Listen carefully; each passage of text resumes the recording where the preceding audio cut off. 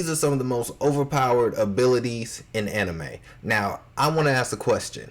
If y'all can choose any anime power or game, or in any game, just any power, what power would it be? Would it be limitless? Some of them on this list? Like, what would it be? Let me know down in the comments section below, and let's get started. Tune, let me know what yours would be. I'll tell you mine at the end of it. It's plot armor. This is Ashley Mojo, and today we'll be counting down our picks for the top 10 insanely broken anime magic. For this list, we'll be looking for the magical abilities seen in anime that were so top tier that nothing can come close to measuring up to their potency. Oh yeah, by the way, I've seen this one before, but if for y'all that don't know, this is one of my all-time favorite anime shows ever, Slayers. One of the best anime shows. It got comedy, it got action, it got the whole D&D going, medieval. It is an amazing story based off of a girl named Lena Inverse. I think they mention her, but she and her group is extremely broken in this verse. And honestly, Lena is pretty powerful even outside of her verse. But this show is amazing. If y'all never seen it, go watch it. I'm telling you, it would be an amazing show to watch. For the magical abilities seen in anime that were so top tier that nothing can come close to measuring up to their potency. And as always, you can catch me on Twitter at AshJBo, so head over there, give me a follow, let me know which anime list you want to see next. Number 10, White Nova. How not to summon a demon lord. What better way for a demon to bring down the...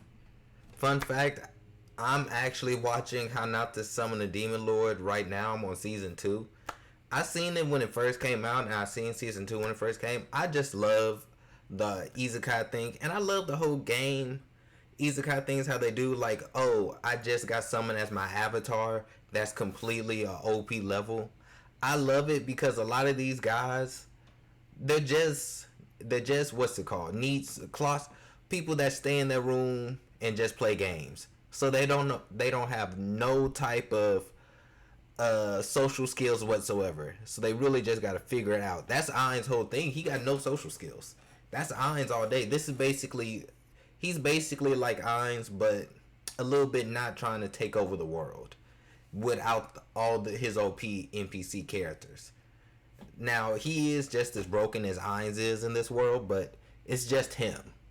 But I just love it. And White Nova is a broken ability, but I don't even think that's his most powerful ability. I think in the manga he got way more powerful stuff because it goes further in. But even in season 2, I think he used spells almost stronger, or even at the end.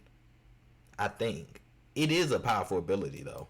But it takes a long time to make. Bridge in this instance, than by unleashing a blast of magic that can wipe out an encroaching demon army in one hit. While looking minuscule at first, as soon as this shining white sphere makes contact, it detonates, releasing a vortex of radiant light that wipes out every incoming enemy, save for the potential future love interest. Yeah, like every isekai, he got it. And she's one of them. He may still be a nervous wreck on the inside, but when it comes to magically bitch-slapping his foes, Diablo's got some major swag. Yeah, that's true. Diablo. I love her. Number 9, Haha Infagar, Magi series. This Aladdin may not be able to show you a whole new world, but he can certainly introduce you to a giant fireball to the face.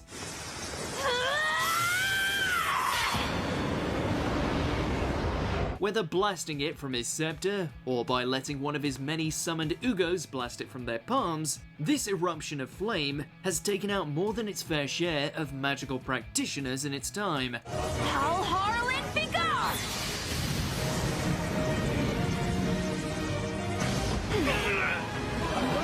You really don't want to catch the little cinnamon roll in a bad mood. I never seen Magi completely. I think I always end on season 1. But what I really need to do, I need to read the manga. They say the manga is far better and it goes further because the anime technically finished on an anime only ending or something. But yeah, he is pretty broken. His magic ability. He got other magic abilities, but his race or clan or whatever they call, I can't remember the stuff. If I remember correctly, He's just one of the most powerful ones. Well, I think he's considered his son or something. I can't remember the details of it. But I think Sinbad is... No, I guess Sinbad wouldn't be more broken. But Sinbad, they say, is also pretty broken. Dude, since with a bit of practice, he was shown to be easily able to call forth 3 of his clay giants at once, who in turn can roast any target they set their non-existent sights on. Wait, Aladdin? It looks like he's the one directing all that power. Number 8, Infinity. The 7 Deadly Sins. Yeah, that's This a isn't ability. so much a secret weapon as it is the greatest stat boost ever seen in fantasy anime. Yeah, it's completely unfair.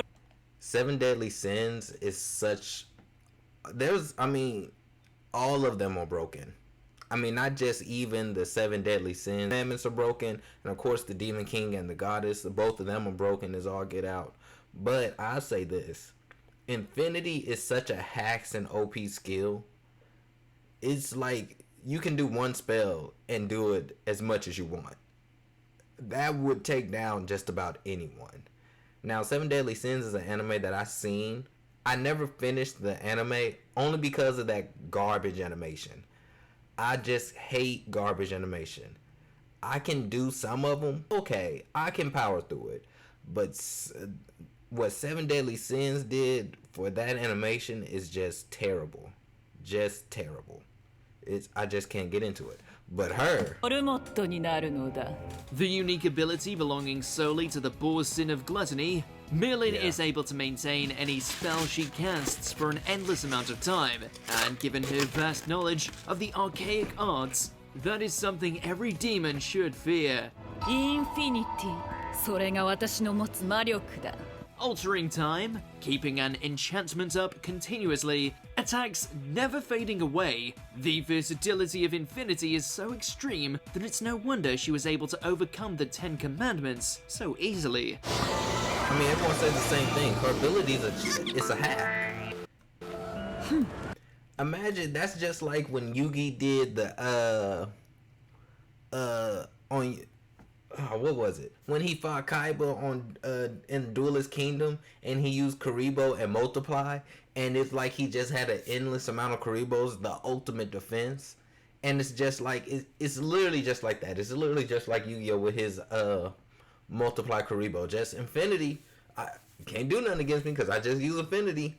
It's almost like that. It's like, are you freaking kidding me?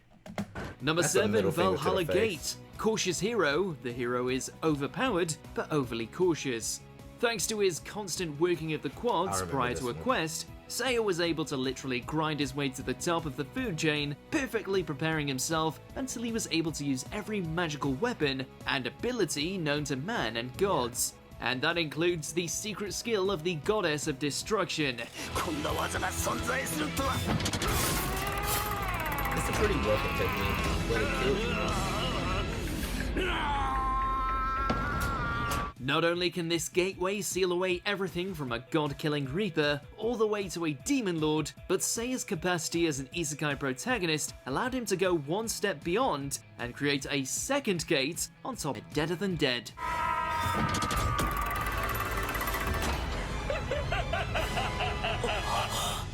Number 6, Yeah, I say that technique is very broken, but he dies though. That's the one thing.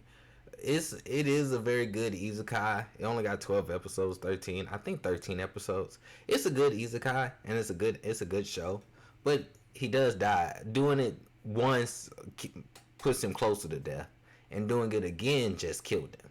So it's a move. There's a reason why it's just for the gods. So I wouldn't want to have that ability. So far on this list, the best ability to have is Infinity. It's just Infinity, because you can do anything. You can learn any of these spells and do it as much as you want. It doesn't matter, except for that one. Why would I want to do that one? I gotta die. But still, Infinity is the best ability to have so far. Explosion! Konosuba, God's blessing on this wonderful world. Sure, she detonates this spell a fair few times over the course of the series, so much so you'd think it would be going out of fashion, but that does nothing to diminish its impact in both spectacle and devastation.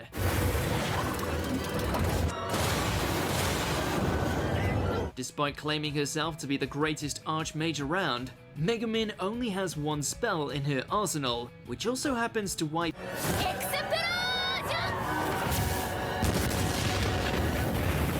That being said, when your one ace in the hole is to call a fireball from the heavens that can scorch everything to cinders, do you really need anything else? So basically, that's the only spell she Number got. 5, Time Magic. Okay. I never seen that anime, but when you got, but I guess you're right. If your only spell is summoning a fireball from heaven, do you need anything else? I say yes. Cause is it always that big? I would have to actually watch the anime or so. But if it's always that huge thing, I mean, granted, I guess it would take down anyone you need to. But what if it's just small fries? Or like, what if you're in a small space? Could she dim it down to use for different things? Yet again, I don't see why it's number 6. Well, I guess I can. I can see why it's number 6. The only thing of it is, why is that number 6 and Infinity isn't higher on the list? Because I say so far, Infinity is the most broken ability there is. It should be number 1. Now like I said, I seen this one before. This one pretty old. I think. Maybe not. I can't remember. But I feel like whatever's at the top 5, well, we're at the top 5 now. Time Magic, I just don't feel like, well, Time Magic pretty broken too. Well, let me shut up. He may have sacrificed himself to protect the people of the Clover Kingdom, but there's no denying that if he was just an inch more ruthless, then no race could have held a candle to Julius and his Chronosphere. Number 4, Yeah. Fairy. Yeah, Black Clover is such amazing. It's amazing. I really need to get into the manga, cause even his magic ability, even though we only seen a few of them, it did show pretty powerful. But yet, even that, I feel like it's not as broken as Infinity. Cause like I said, Infinity, you can learn all these say you learn all this magic or all this stuff, and use Infinity, and you can use as much as you want. So I feel like Infinity should still be number 1 on this list. But Fairy Tail is pretty good. People give Fairy Tail a lot of slack, but I still love Fairy Tail. As much as you say, because it got a kumbaya, friendship, power, and stuff, I love that type of stuff. I love Fairy Tail. I still love it. I still watch it. I don't read the manga much. I really feel I want to get into the other the 100 or 1,000 year quest or whatever. But you know, I'm still a big fanboy over Fairy Tail. I love every arc of Fairy Tail. In it for themselves would have saved a whole lot of time. Number 3, See, the only thing about that is, not everyone can learn it. It's a move that can only be learned, I think, not by the Guildmaster, but it's one of the 3 sacred powers of Fairy Tail. So not everyone can learn it. And plus, even if you do learn it, not everyone will be able to use it, because just one thinking and one bad mindset will completely mess up the spell. Just like with Loxus. Loxus knew how to do it, but when he cast the spell, he didn't really see none of Fairy Tail as his enemy, so it didn't do nothing. So it's not really a spell everyone can learn, and really it shouldn't be, because that would kind of defeat the purpose of if everyone learns that spell. It really would. Healing, Dorohedoro. It's a rare and beautiful occasion when your waifu isn't only its strength comes from her unique smoke, and how beautiful it is. Her true strength comes from her unique smoke, and how it can instantly heal any injury, even if the ligament has been blown off.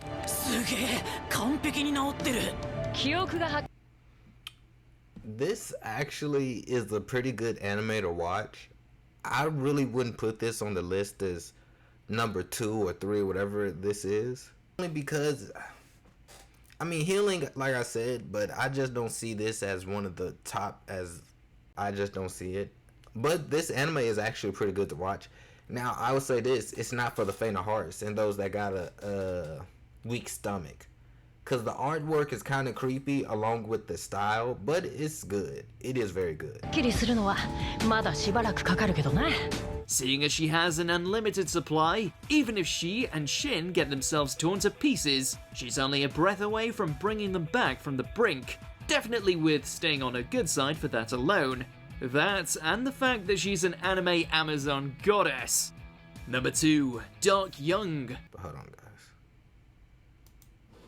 guys. Which is exactly what Ainz unleashes, using one half of the opposing army as pawns to bring forth his Lovecraft. Okay. Overlord is yet again a isekai, and it's an amazing isekai. I'm sure all of y'all watching this seen Overlord, because why not? Overlord is a very big, popular anime, and I just can't wait for the movie and the new season to come out. Whenever that does, I'll be here. But anyway, the Dark Young spell, I can see now. It takes a long time to make, but when you do, and it takes a lot of sacrifice, but when you do, it is pretty broken. So I can see why it's number 2 on this list. But yet again, it's not as broken as Infinity. That's for sure. Craftian horrors before letting them run amok and finish off the rest.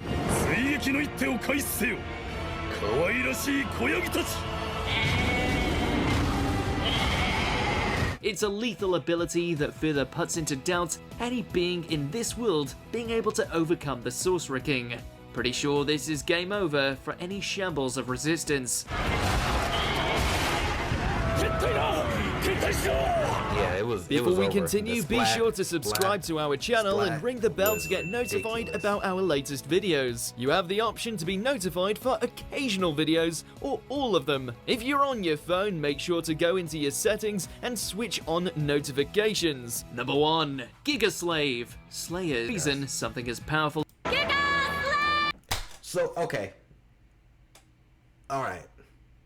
I did just say I don't think it was on this list, but it should be. Giga Slave is a broken ability. As I already said, if you haven't seen Slayers, go watch it.